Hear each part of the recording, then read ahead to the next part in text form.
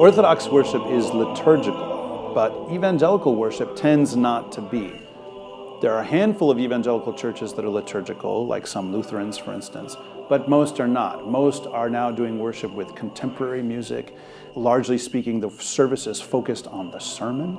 But in the Orthodox Church, most of our worship is liturgical. And what that means is that our services are largely sung, and they are largely prayer, and there are ritual actions and ritual words and lots of scripture reading, lots and lots of scripture being used as prayer. And the sermon, which is not a feature of every single Orthodox service, is usually a much lesser part of the service.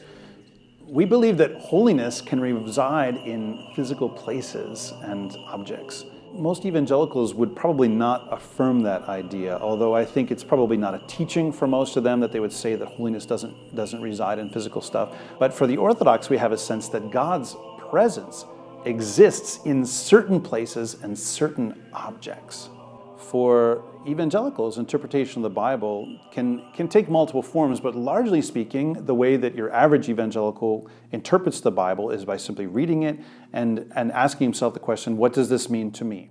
For an Orthodox Christian, Bible reading, Bible interpretation are largely found primarily in the midst of church services. So for us, that's the normal context. And if you look at history, actually, especially long before people could own their own Bible, that's the place where most people were able to contact Scripture at all, have any kind of connection with it, is they heard it read out loud in church services. But the key thing is that for the Orthodox, we have a sense of what the Bible means within the scope of our tradition, our history, our church services, the ecumenical councils, what the church fathers have said, that those saints that interpret the Bible. So the question of what does this mean to me, while it's important, my own opinion, my own sense of what it means is not the most important thing for me as an Orthodox Christian.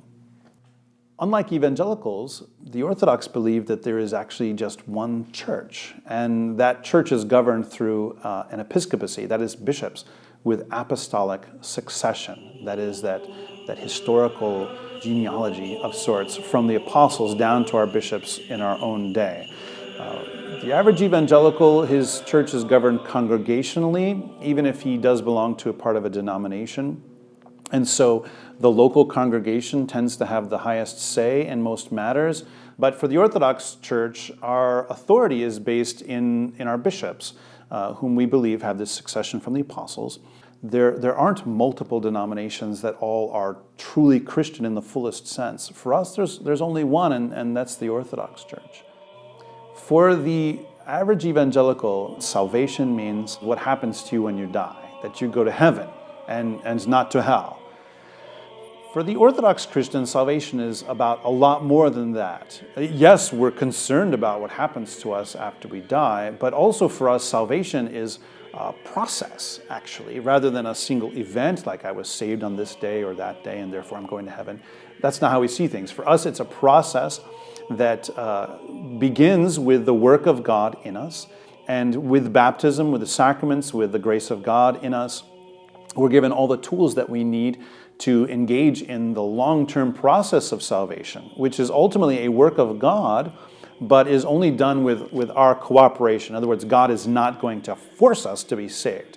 So the more that we cooperate with God, the more like Him we become. And so for us, salvation is this long-term engagement with God that lasts into eternity. So even after, God willing, we do go to heaven after the resurrection and so forth, we can still become more and more like God throughout the ages. This is often referred to with the technical term theosis. It means that we become more and more like God, although we don't become God.